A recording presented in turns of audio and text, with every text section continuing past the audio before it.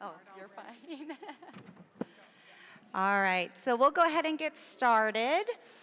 Hello, everyone, and welcome to the Care Partner session. My name's Kim Sanders. I'm the program manager at the American Parkinson's Disease Association, Missouri chapter.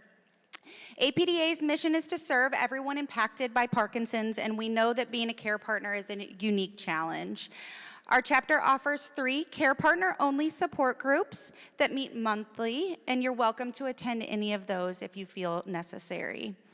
As a reminder, this presentation will be repeated for the 3rd session, and so you do not need to attend both. It's the same presentation twice. And I will make note that the presentations in the other room are being recorded, so the one you're missing today will be recorded and sent out, so you're able to watch it afterwards. After this presentation, we'll have some time for Q&A, so any of your questions, if you'll save till the end, that would be great. And now it's my pleasure to introduce our speaker, Jennifer Frieswick, who will be addressing strategies for successful managing caregiver stress. Jennifer is a licensed clinical social worker with over 20 years of experience working with caregivers. She's earned her undergraduate and graduate degrees, as well as certificate in gerontology from the School of Social Work at the University of Missouri, St. Louis. She has the opportunity to complete her internship for both of those degrees at the Alzheimer's Association. And throughout her career, she has served in a variety of elder care capacities, including hospice, home health care, adult daycare, and consultant for the Alzheimer's Association. Over the past 3 years, she's been able to incorporate the vast array of knowledge and experience into a private practice that specializes in equipping caregivers with everything they need to be successful. Please join me in welcoming Jennifer Frieswick. Okay, thank you. Humbling and an honor to be standing here in front of you today.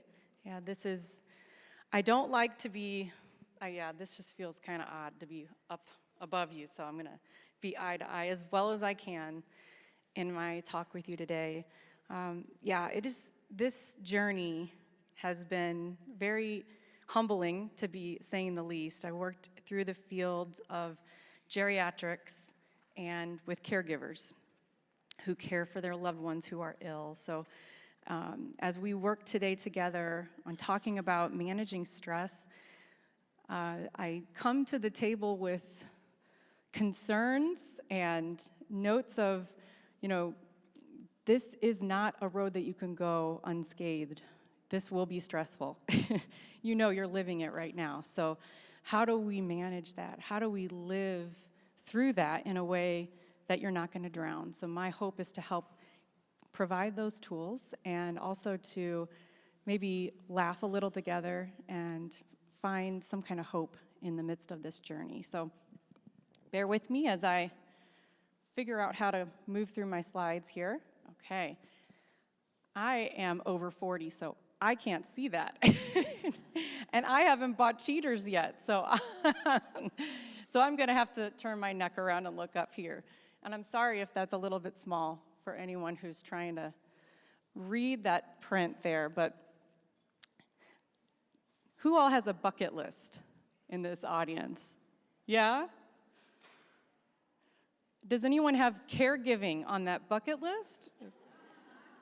I'm called to be a caregiver and I'm going to do it. I can't wait. No, not usually. There are some people who are just wired for that. But it's been said that there are only 4 kinds of people in the world. Those who have been caregivers, those who are currently caregivers, those who will become caregivers, and those who will need caregivers. Or interchange that and you'll be somewhere in there multiple times. So this is a journey that we need to get the right tools in our tool belt. So I'm glad to be able to help with that. As you're seeing up there, most people don't apply for this job, much less do they dream about becoming a caregiver for a parent, sibling, spouse, or friend. It's the role that evolves gradually, one that you hesitantly maybe and courageously lean into.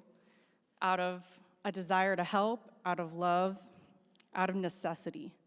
And yet, you know, there's a lot of fear in taking that step too. And you know, you try to count the cost, but you realize, I have to do it. There's no other choice. And so in that, we're going to give you some guidance. You know, with this journey, you're going to hit many potholes, and a lot of those will, in the moment, feel like you're going to not be able to get back up again.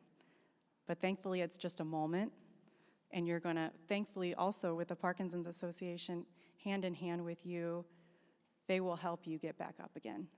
And I'm going to share with you, like I said, tools to help you get back up again as well. Okay.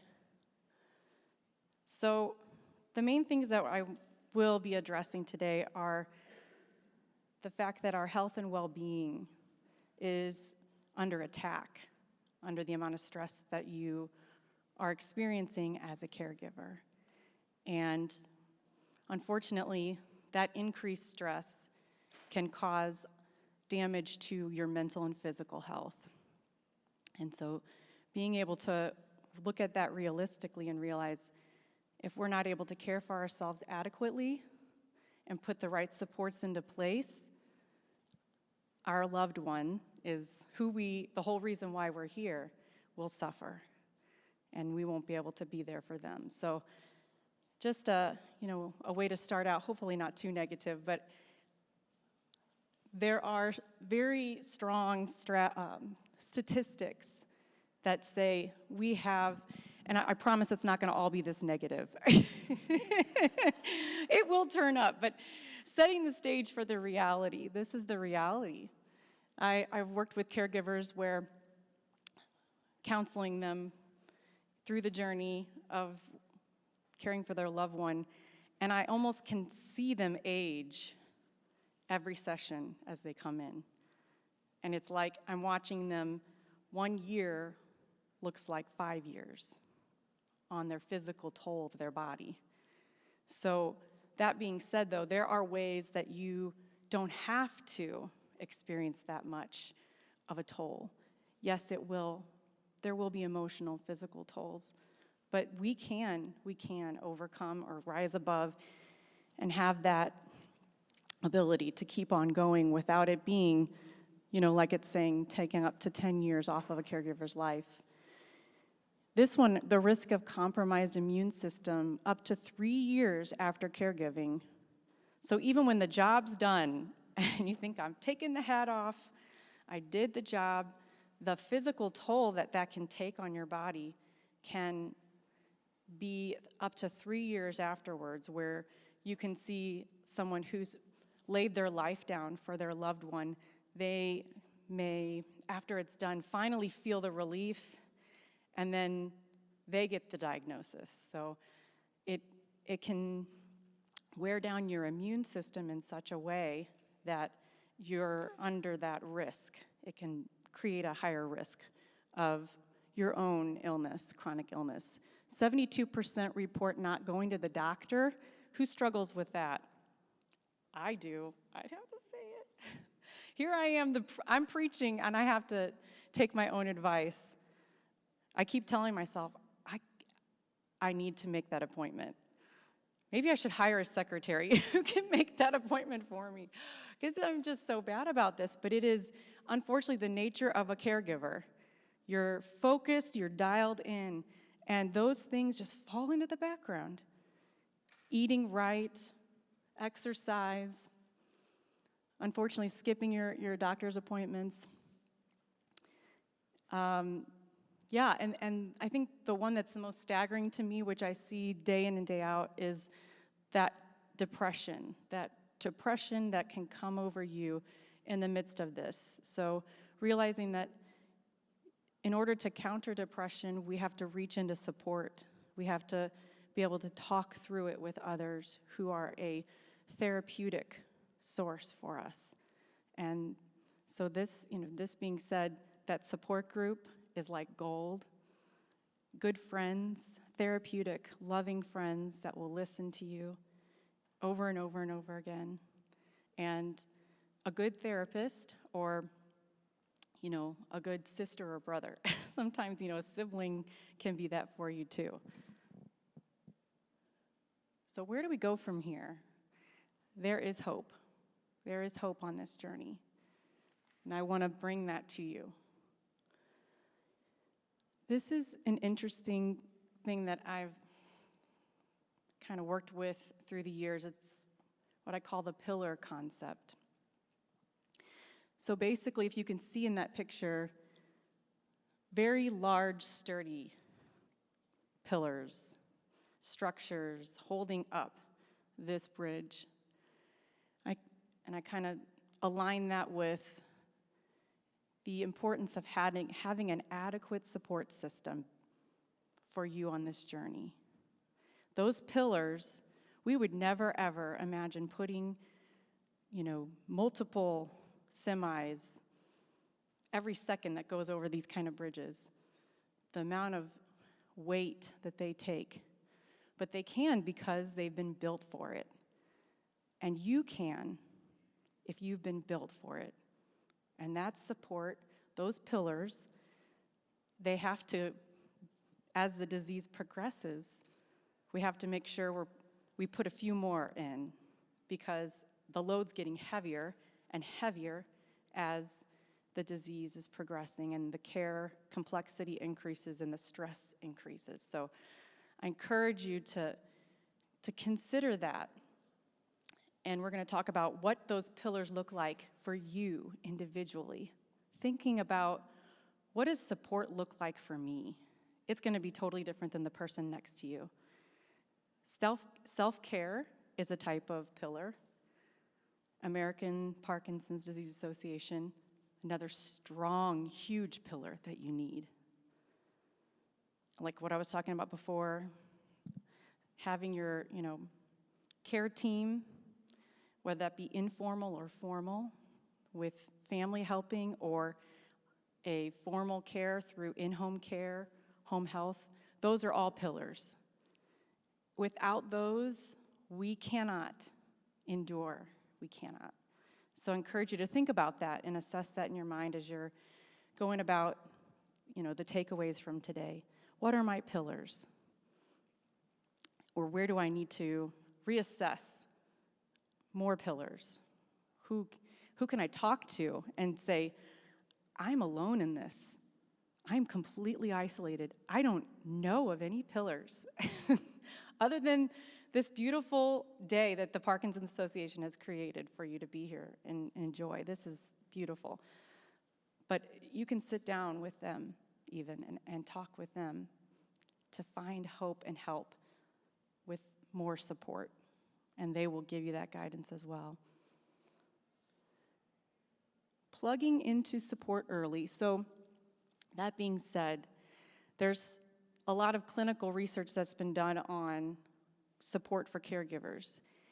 And it's amazing how many say, if you are able to plug into support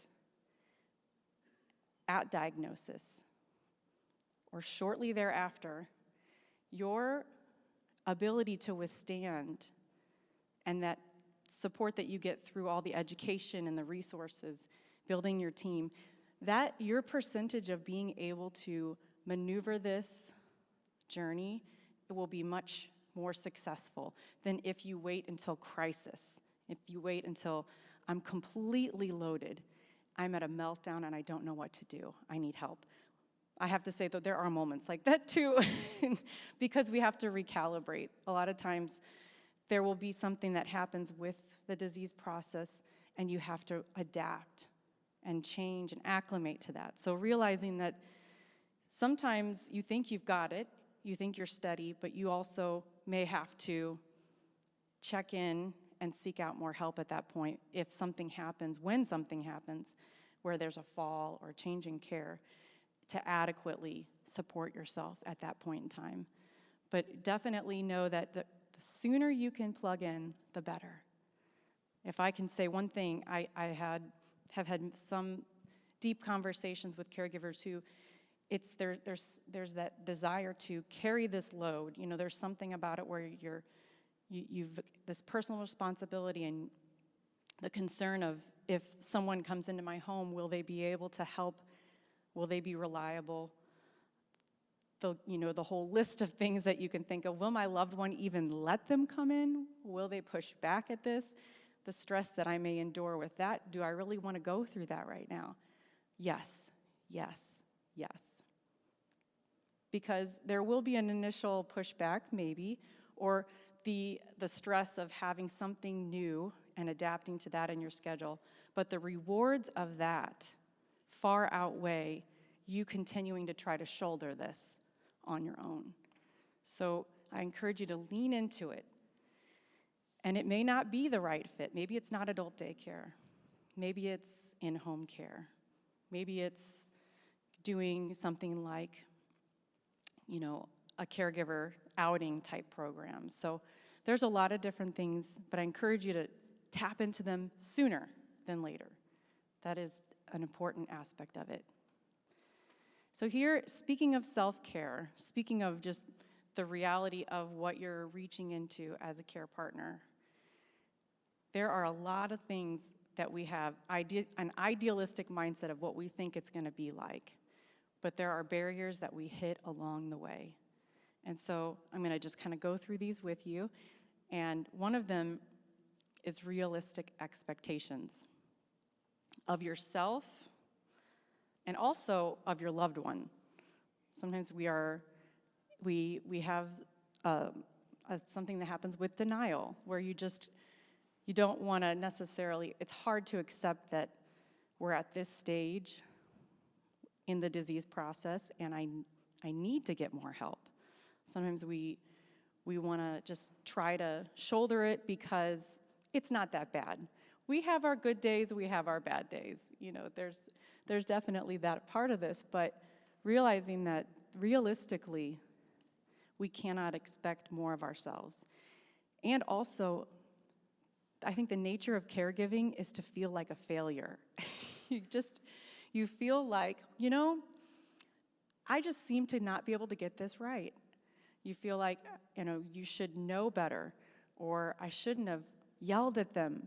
The fuse that's shorter in this journey, unfortunately, where you beat yourself up for reacting harshly or not showing up how you would expect yourself to. I can encourage you to have grace with yourself in that, because this is one of the hardest things you'll ever do. And so you will need grace, you will need patience, and you will need realistic expectations. Recognizing your limits. Recognizing, just like we talked about, where you become maybe less patient when you notice that you are becoming a lot more irritable. Your fuse is short, and so you're easily angered with them. Those are signs, those are indications that we are burning out and that we need to reach out for more help. So don't expect yourself to just keep going. Seek solutions. Reach out for more help in those times. And it probably may not, a lot of times we're so maybe burnt out with, I don't even know what to do or where to go. And those solutions are helpful when you can bounce them off of the professionals that we have in the field, the doctors, the social workers. Talk with them. Tap into all of the resources. Tap into all of that support that you have to find a solution where maybe you feel like you're stuck. Learn to say no. That one's harder for some than others. But definitely also on that same aspect, learn to say yes, to accept help, to receive help, to give yourself permission to have people come alongside you and take some of this load. And then incorporate those breaks as often as possible. Anybody in here have a hobby that they love, they absolutely love, that they have not been able to do as much as they've cared for a loved one? Yeah. And that's a hard thing, it's a kind of a sacrifice we have to make in this commitment that we've made. But I encourage you to, those are things that refill, that help you to feel more of yourself, to that bucket that we say that has the holes in it, where you have all of that stress that's pulling out all of your ability to handle everyday things. When you have the holes that we have as a care partner, you have to refill. So thinking about those hobbies and those things that you love, finding a way for you to continue to intentionally incorporate that in, it's a vital thing. And it may not be realistic, but maybe you can adapt that hobby or try to, work some way that you can keep doing that. And I'm going to talk about that a little bit more in a few of the slides ahead. Building the support team. I mentioned this before. Informal and formal supports. I encourage you to write down your team or make a mental note, but definitely take some time to configure a realistic understanding of who your team is, who you can count on, who has said to you, call me, I'm here, let me help you. Write that person's name down and write down something very specific that they could do to help you, and then text or call them right then. Otherwise, it usually falls into the wayside. Do that as much as you can on this list. Family, friends, neighbors, faith community, volunteers, your informal supports. I would like you to write a list of those that's a realistic, and then reach out to them and ask very specifically. I think sometimes people they want to help, but they don't know how. So we have to be the courageous one and extend that to them. Formal supports are in-home companion care, home health care, adult daycare. I interchanged, it's supposed to be APDA, I'm so sorry about that, and counseling. Also, another one, I was like, oh, why didn't I put this up there? Housekeeping. I know that's, or lawn care, those are formal supports, those are pillars. Some of you know no one's touching my yard. That's my release, so definitely that, you don't need to hire someone for that. That's where you find your refilling. But some people, it's like, oh, you look outside and the lawn is just, oh no, it's rained again. It just keeps growing, stop. Take it, ask a neighbor, ask a friend, who do you use for lawn care? And have them come by your house and do that for you. Wherever you can delegate, wherever you can incorporate a support network, informal and formal, I can encourage you to intentionally think about that and reach into that. So we're going to move into some powerful tools for regulating stress. These are some practical tools for helping you to move through. Sorry, that's small again. So our nervous system is, our bodies are incredible. They are incredible what they can do. Your nervous system is designed. It has a sympathetic response, which is your fight or flight, your adrenaline.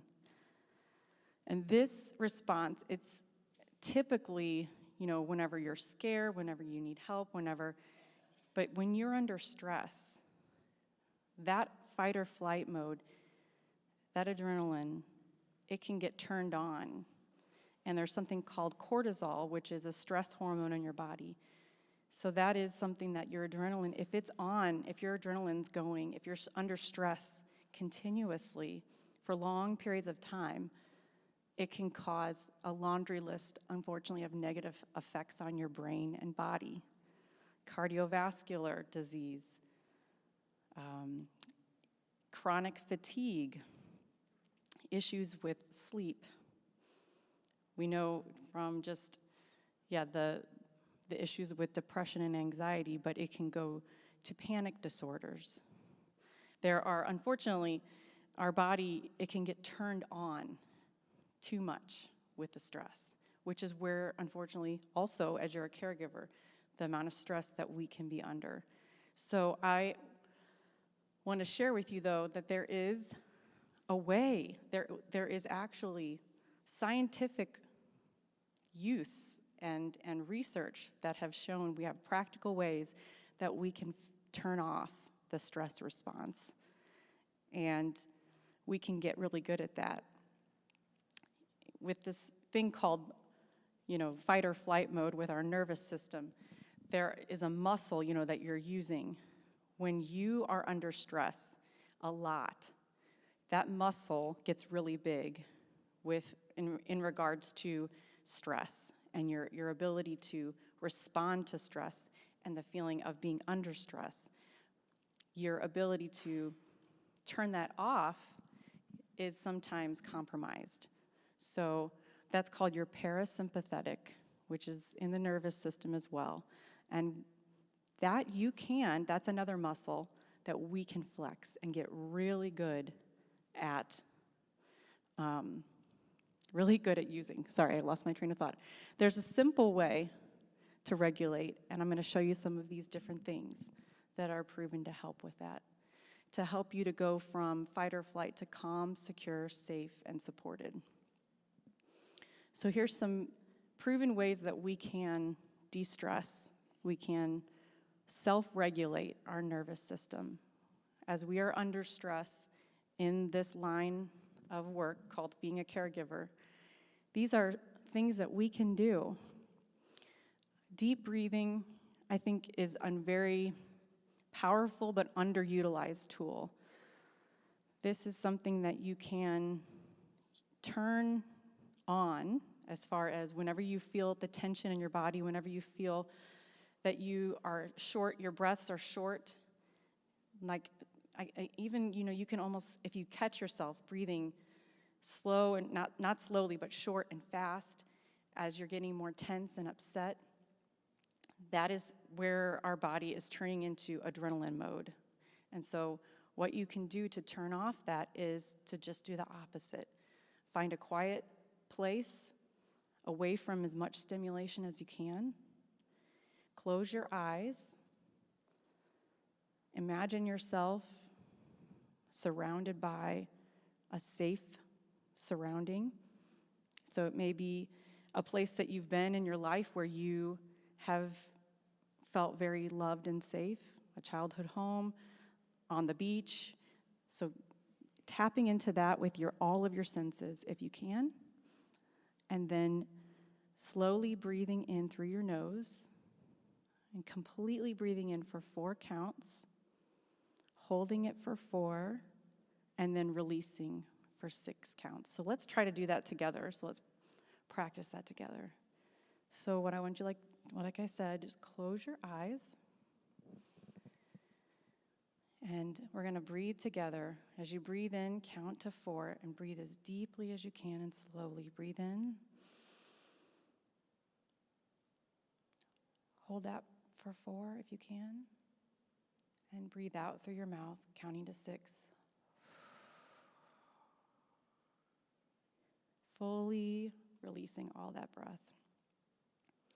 Then breathe in again. Counting to 4. Hold, if you can, a few seconds, and then breathe out, counting to 6.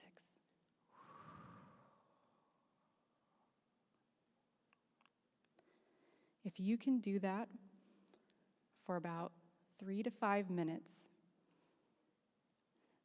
you can check maybe your heart rate before and check it afterwards. It's amazing the difference that can make in calming you down, turning off the stress response, and helping you to find more of a peaceful state of mind and being. Now, we know that probably will last for a short period, and then the stress may come right back in again. And so just getting good at flexing that muscle, getting really good at learning how to calm yourself down. Another one is walking in nature, walking outside. There's something that shifts in your brain from a stress response to a calming response. Do you have a favorite place that you like to walk? Or just be outside on your porch, your patio? Take your socks and shoes off and walk in the grass, in the dirt. I know that sounds kind of weird, but that is actually, there's something very stimulating for your brain that is calming and helps regulate your stress. I know it sounds silly, but it is. It's, you know, how kids love to run in their bare feet. It's instinctual to them because it's freeing and calming. Laughter is a powerful medicine. So if you have the ability to turn on something funny, and we have lots of access to that with the internet and the different platforms, find something funny that shifts your brain chemistry. So laugh regularly. I have a joke for you. It's a pretty bad one. And I'm so bad at telling jokes. I literally tell the answer of the joke when I'm telling it. My kids are like, oh my gosh, Mom. Oh. What do you call a sad strawberry? A blueberry. It's bad. I know, it's really bad. I saw that as I was walking through Schnucks on like something. I'm like, I can actually remember that one. It has to be pretty simple for me to grab onto. I have a child who can just whip those out so quick. She's so good at that. Has a lot of wit to her. But laughing with your loved one too, your loved one who's dealing with this disease. Turn on something that just lifts your spirits or makes you both have a belly laugh. That can do so much to change your brain chemistry and lift you up. Hugging, there's something in your brain that changes chemical-wise when we have the ability to be held or have comforting touch. So if you can hug someone, that will, or if you can pet an animal, if you have a dog or a cat, something like that, that turns on your parasympathetic, and it helps you to find a peaceful relaxation or a calm. So definitely tap into that as often as you can. Exercise. This is a powerful stress relief, and it's unfortunate because it gets neglected when we get really busy. Oftentimes, it's one of those things that falls off the radar. It's like, oh, I'll get to it later. Oh, I'll do it tomorrow. But it really makes a difference. We know. We all know it. So I encourage you to try to find something that you enjoy that is heart-pumping, releasing endorphins type of exercise. Every day, if possible, something that moves your body. This is a release of stress that is extremely powerful. What's something you like to do that is sort of moving your body? Water aerobics, yes. Very, very, it's fun, and you're doing a really good job of getting your heart rate up and moving your body. So anybody else think something that you really enjoy that's moving your body? Tennis? Line dancing, yes, yes. Anybody else? Walk. Pickleball, heck yeah. That's a good one. Yep, definitely. Yeah.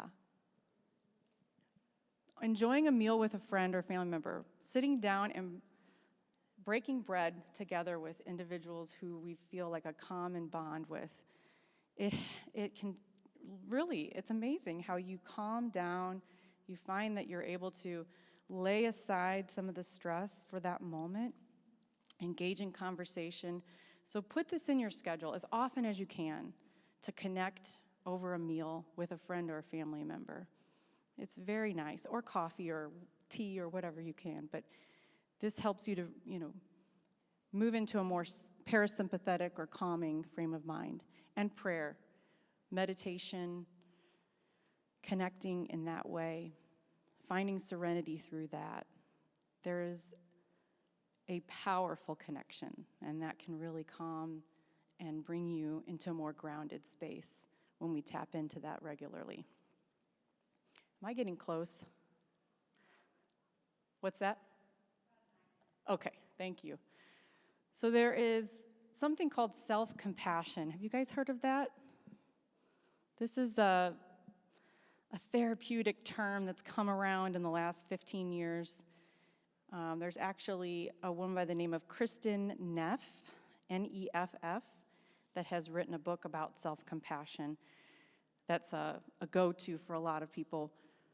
But it is a practice that is imperative as you are under the onslaught of stress as a caregiver.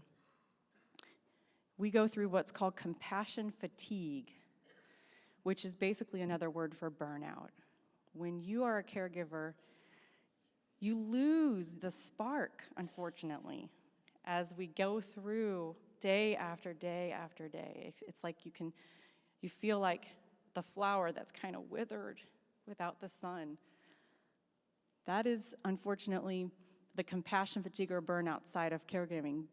But those who have and can reach into this thing called self-compassion, you have the ability to treat yourself with gentle care and love and respect.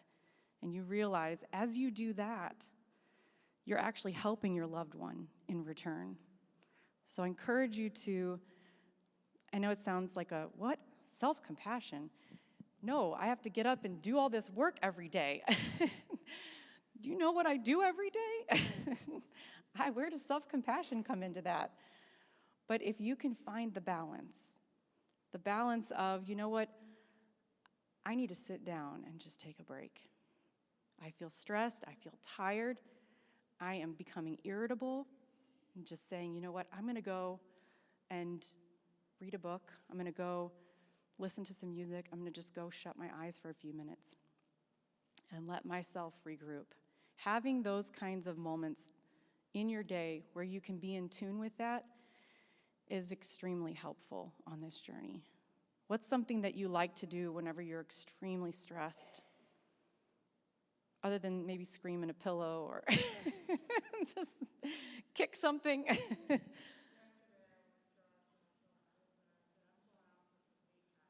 Yes. Went shopping. 40% coupon at Kohl's. Retail therapy at its finest. Yes, yes. You know, you just kind of go, yeah. And boy, does that like hit the dopamine button whenever you, I got a good deal. They show you how much you saved. You're like, whoa, they're really smart at doing that. And Kohl's Cash, woohoo. Exactly, yeah. What a great example of that. Anybody else? Something that you do where you just find that you can unplug from the stress? I quilt. Yes. Spot set up, and so the day I die I will. But I start the whole thing. I was made to make my bed every day. Oh, And I start the whole process with taking my bed and I unmake it because it's not going to hurt anybody. oh, so you will unmake it and make it again? Just got defiant and I go play. Yeah. Okay. So you unmake your bed. I will unmake it, yes ma'am. Okay. And just go play. And then go play. I like it. The ninner, ninner, ninner. Yes. Look at that bed and say, you do not control me. Yes, I like that. And then do you walk by it later and go, oh, I gotta go make it? No? Wow, that's big. I'll make it tomorrow. That's good. That quilting trumps. Yeah, that's good. Yes.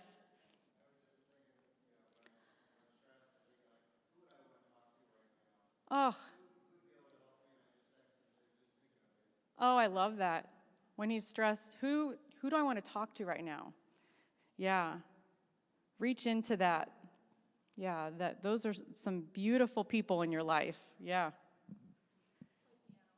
Play piano. Yes. Oh, wow, yeah. I wish you could like almost have like a brain image, like a scan of your brain before and after piano, like before quilting, after quilting. You know, there's something that changes the chemistry that shifts in your brain when you can reach into these things. And do it often. Do it often. Get really good at that self-compassion. Seeking balance. So, all that being said, life is full of balance and imbalance. And so, a lot of what we do in this role, we feel out of balance because it can be all-consuming. So, as much as you can find those moments to check in with yourself on your emotions and your stress level, there's actually, and I don't have it on the slide, but I can give it to the gals at the association. There is an actual something called the Self-Care Planner for caregivers. You can get it on Amazon, and it's a 21-day check-in to help you to check in with your stress level and your emotions, and then it gives you a whole slew of great advice and tips and strategies for working through that stress. So some people like to journal, some people don't, but this is kind of a more productive journaling that may help you to put some grit behind it. So, and another one that I really like is just all about self-care, and this one's called Self-Care for Caregivers. And it is by Suzanne White, or maybe Susan White, Susanne White. And it's actually on Audible, so that's kind of nice. But it's a practical guide to caring for you while you care for your loved one. So all that helpful stuff for self-care. We know the whole saying, you got to put the oxygen mask on yourself first. We can know it in our head. It's harder for us to follow through with it, but this is something that you can learn to get really good at. And as you do, there is a younger generation that's watching you, or other people that are going to be in a caregiver role that you can be a great model for of how to get through a really trying time, some tools and strategies, and just that, what you've learned you can pass on to them. Life isn't about waiting for the storm to pass. It's about learning to dance in the rain. That's this journey right here, learning to dance in the rain. It's a hard one. Sometimes you're just going to cry in the rain. You might just stand there and cry, and that's okay too. But lean into that support as much as you can in the midst of that. That's all. Thank you. Thank you. Thank you, Jennifer.